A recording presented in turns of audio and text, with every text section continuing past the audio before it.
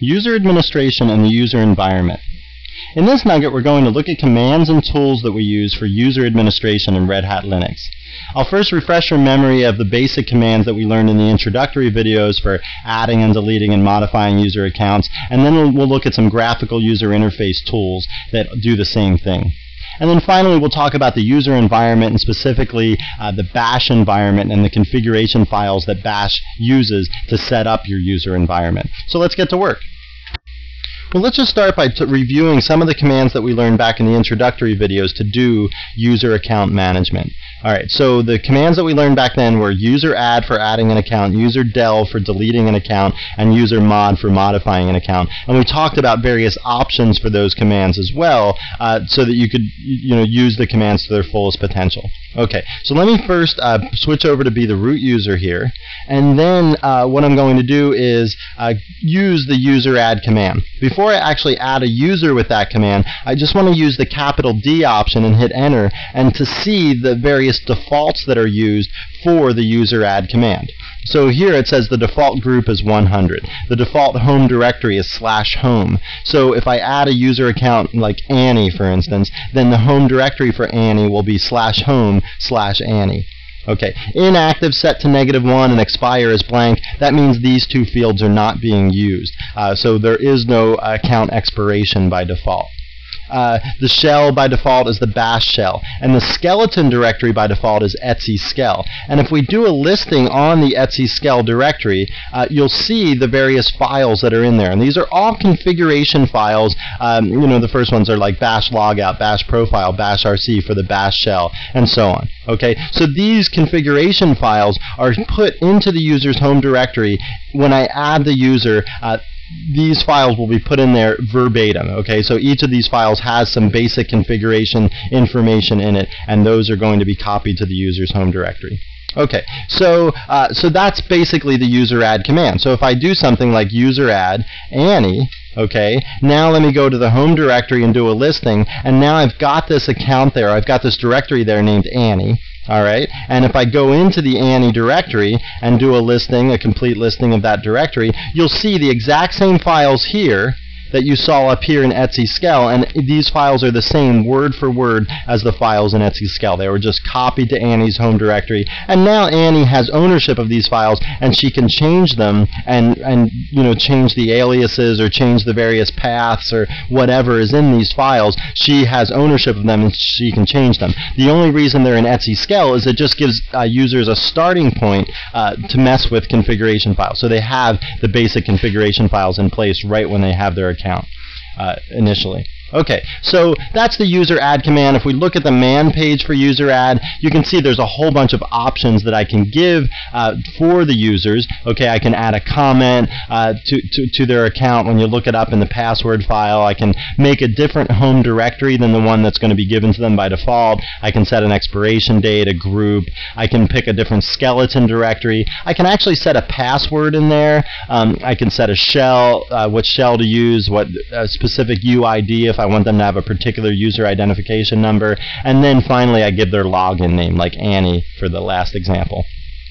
And then you can see with the capital D option, that displayed the defaults when I just said user add -D with nothing else. But I can also give options to with capital D, like -G for a default group or -B for a default home. And then what I'm doing is I'm changing the defaults for all future user adds. Okay, so if I set the default home directory to be / whatever, then all future users home directory will be under / whatever. Okay, so that's the user add command. Let's quit out of here. A quick little refresher on that. Then there's the user modify command. Okay, so one thing for user mod, for instance, I can do is I can set a password. Okay, so let me just set a password. Linux is great. Okay, so here's my password, and I'm going to set that password for the user Annie. Alright, so now I do that, and now Annie has a password set, and her password is Linux is gr8. Okay, so that's one thing that I can do with user mod. Again, let's just look at the man page for user mod, and you can see all the various options. And it's basically the same options we saw with user add. It just lets us modify the user's account after they've already been added.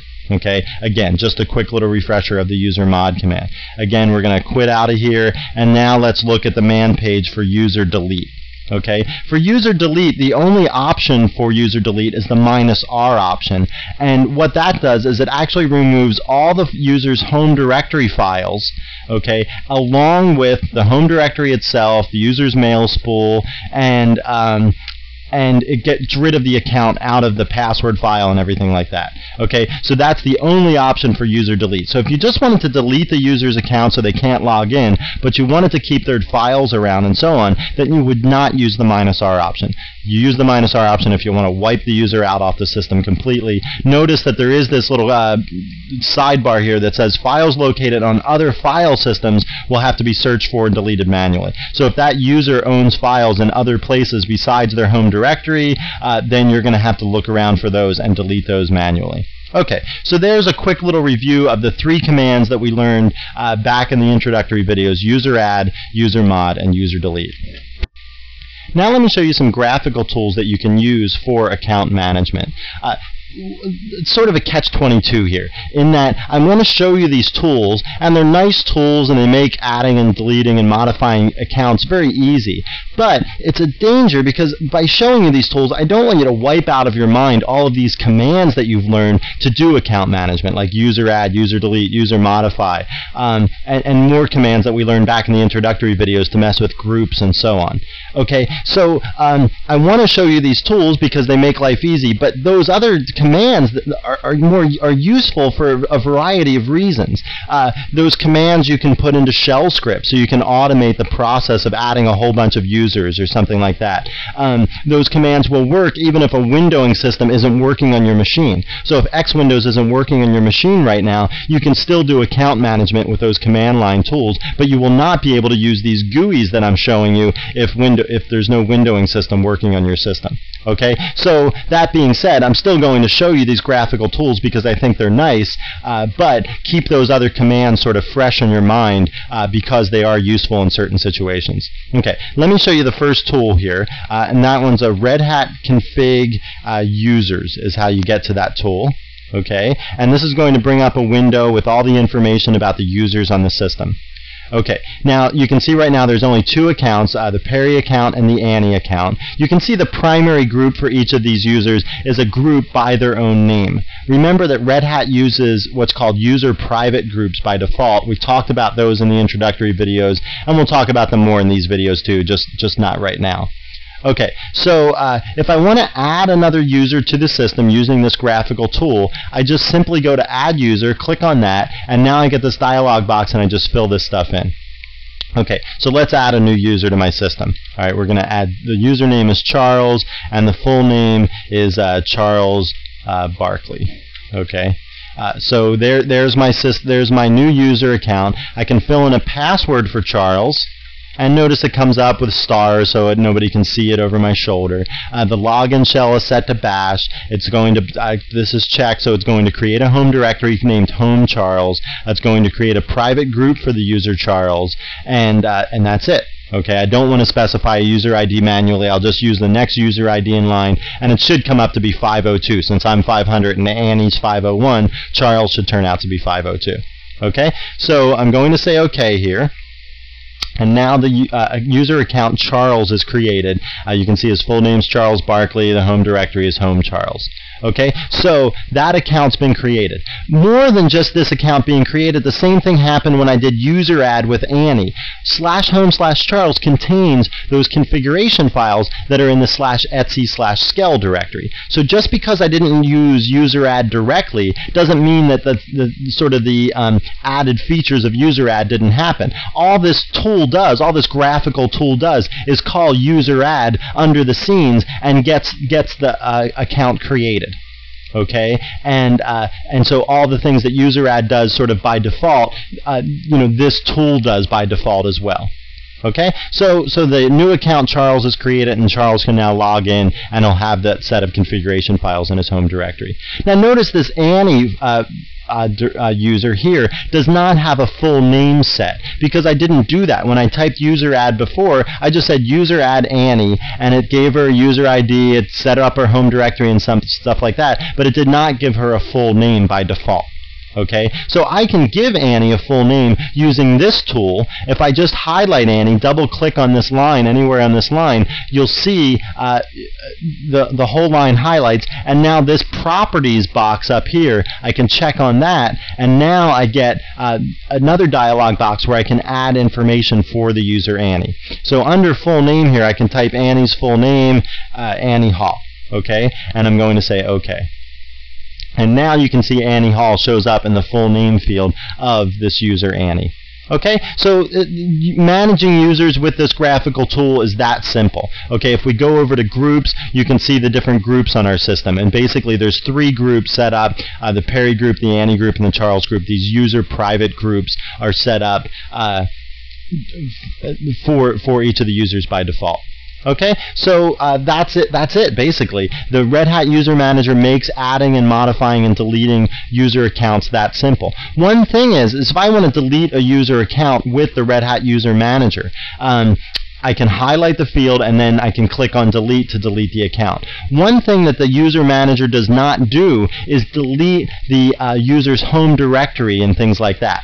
Remember, if we wanted to do that with the user del command for user delete, we would have to say user delete -r Charles. Okay, that would delete Charles's account and would also delete all the files and directories in /home/Charles. There's no way to do that in this graphical tool. So that's one of the reasons I said that the command line tools are better, because they're more comprehensive. All the options are available to you from the command line, and they might not be available to you in a graphical user interface depending on how it's built. And the way that this one is built, you cannot delete all the directories and files in the user's home directory when you click on delete. Okay, so that's just a word about this. But otherwise, this tool is very simple for adding, modifying, and deleting user accounts.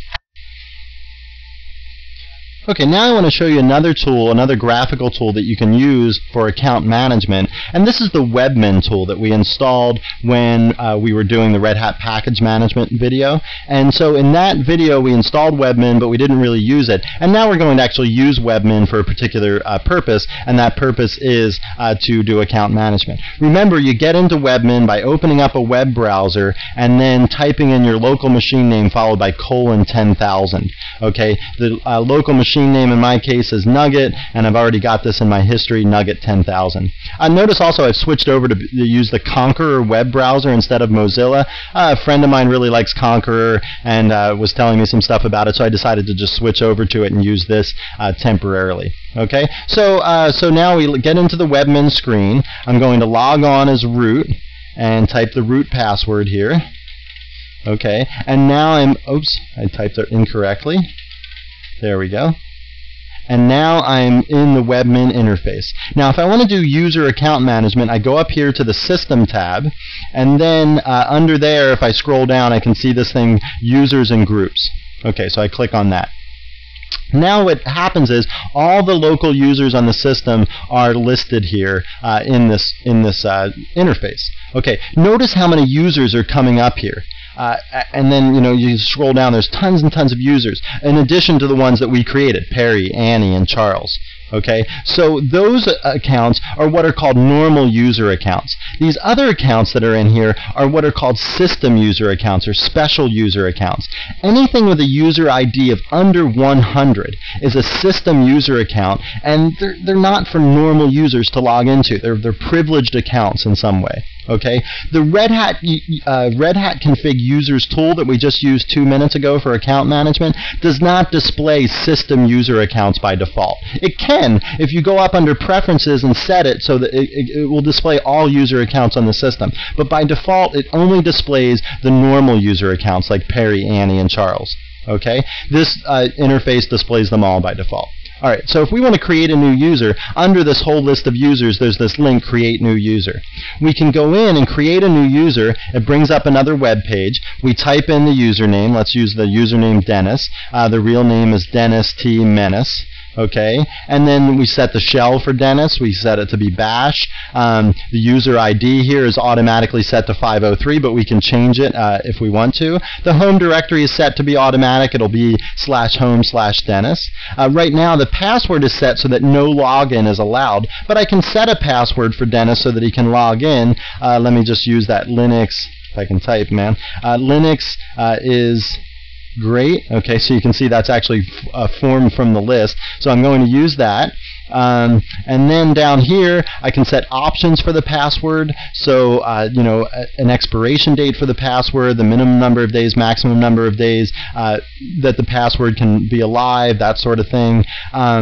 Then I can set up group membership. So it's by default, it's set up to be the new group with the same name as the user, like it's been for everybody else. And then there's all these secondary groups that we can put Dennis into as well. And then upon creation, it says, do you want to create a home directory? Okay. Do you want to copy files to the home directory, like from Etsy/Skell? And then this other thing is a webmin question. Do you want to create the user in other modules as well? So webmin manages all sorts of things. It manages you know, user accounts. It's going to manage web-based, like web servers and the Samba clients and things like that. And if you want to create this user in all those other webmin modules, then you can click yes. We'll just leave that on as yes, and then we'll just click on create to create this user account. We'll talk more about what those other webmin modules are as we move on through the video series. Whenever I show you how to do a particular thing in Linux, I'll also show you how to do the webmin version of that when I think it's useful. Okay, so now here's our local users, again, listed out in webmin. And now you can see that Dennis has been added with the user ID 503 and his full name Dennis T. Menace. The directory is home Dennis, and the shell has been bash. Okay, so fine. Webmin versus the Red Hat Config Users tool, 6 of one, half dozen of the other. Here's why I think Webmin is a cool tool. It's for this particular item here. Okay, so create, modify, and delete users from a batch file. Let's click on that link. So what Webmin gives you the ability to do is to create this text file. Okay, and this text file, what it can do is you can put in this text file, you can create a whole bunch of user accounts at once.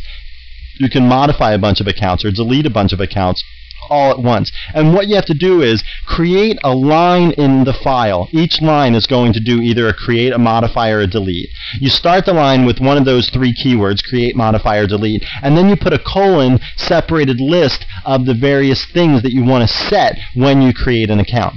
So if I wanted to create that Dennis account, I would say create Dennis, you know, the password that I set, Linux is great, the user ID of like 503, the group ID, his real name, the home directory, and so on. And I can create this text file for all the different users that I want to create on the system. Then that text file I can upload. So it's called a batch file. So I'll upload this batch file. I can browse around my system for that particular batch file. And then again, I can check these options as I want to do things to those files to those user accounts that I'm creating. Okay, so the same kinds of questions we saw before when we were creating a user like one at a time, we can set those things as well for creating this batch of users. Okay, so I think that's a really nice tool to have available to you, and that's a nice feature of Webmin that I wanted to show you. Now we saw when we added user accounts that certain configuration files were put into your home directory automatically, and it was those files that were in the Etsy/Skell directory.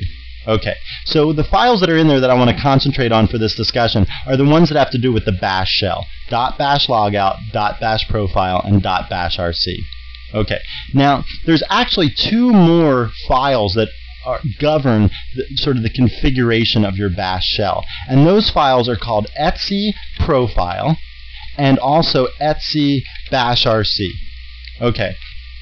Now, Etsy profile and Etsy bash rc are sort of global bash configuration files. They live up in the Etsy directory. Notice there's no dot in front of these files. They're not hidden. They just live up in the Etsy directory, and they are for everyone on the system. Whereas these files, .bash logout, .bash profile, and .bash rc, will live in your home directory, and you can modify these so that your bash configuration is personalized. Okay, now notice I'm highlighting the ones that are in etc/skel, but I'm talking about the ones that are in your home directory. Okay, once they're in your home directory, then they govern your local bash configuration. Okay, so now let's clear up exactly sort of the order that these shell scripts are executed when you log on to the system. Okay, so when you first log on to the system, the very first shell that you open runs this etc profile script. Okay, so the global script gets run. Once that script gets run, then the next thing that gets run is your local .bash profile script. Okay, now one of the confusing points here is that this file, the file that used to be run, the name of the local file that would be run used to be called .bash login. Okay, and I kind of like this name more because it gets across the point that this script is just executed when you first log into the system. Okay, if I go to open up a new shell window, like if I go over here and click on a new terminal to open up a new shell window, okay, that does not run .bash profile. It doesn't run /etc profile. These two things are only run when you log into the system. Okay, and if you're trying to figure something out or debug something, if you're talking to someone who's been around for a while, sometimes their .bash profile file is called .bash login. Okay, so that's a confusing point. If both of these files exist, both .bash profile and .bash login, only .bash profile is run. Okay, .bash login is ignored. Okay, so really that's why you should be messing with and altering .bash profile instead of creating a file called .bash login, because profile takes precedence there. Okay, so that's one of the confusing points that I wanted to clear up. All right, so that's the first two things that get done. etc profile is run, and then .bash profile is run. Well, if I look at the basic profile file that's given to everyone on the system, you'll see that one of the first things that it does is it tests to see if there's a local .bashrc file.